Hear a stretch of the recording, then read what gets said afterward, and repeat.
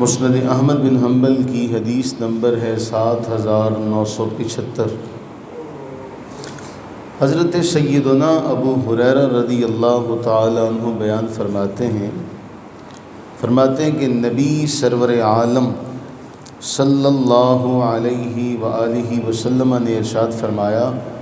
ان سورۃ من القرآن 30 آیہ، قرآن کریم میں ایک سورہ ایسی ہے جس کی 30 آیات ہیں۔ قرآن کریم میں ایک ایسی سورہ ہے جس کی 30 آیات ہیں۔ ان سورۃ من القرآن 30 آیہ، قرآن کریم کی ایک سورہ جس کی 30 آیات ہیں۔ شفاعت لرجل حتی غفر لہ، اپنے پڑھنے والے کی ایسی سفارش،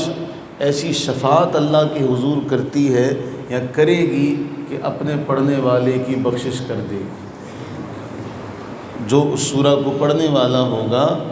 اس کی اللہ کے حضور اتنی سفارش کرے گی، اتنی سفارش کرے گی، یہاں تک کہ اپنے پڑھنے والے کو بخشوا لے گی۔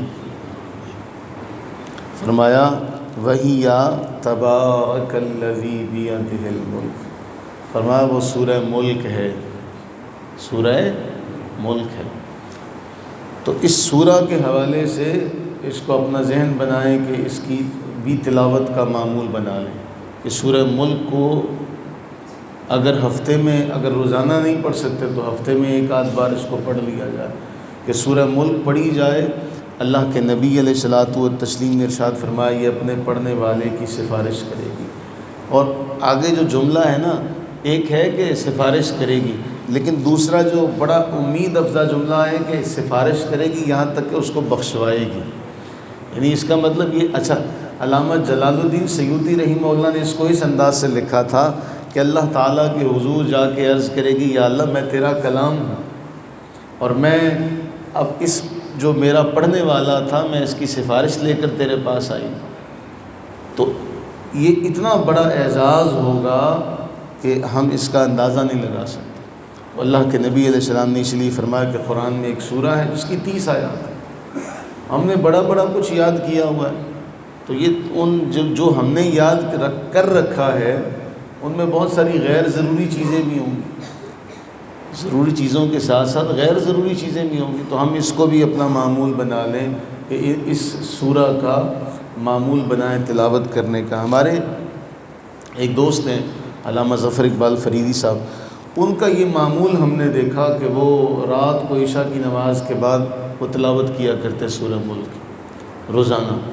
تو ہم بھی اس کی کوشش کریں کہ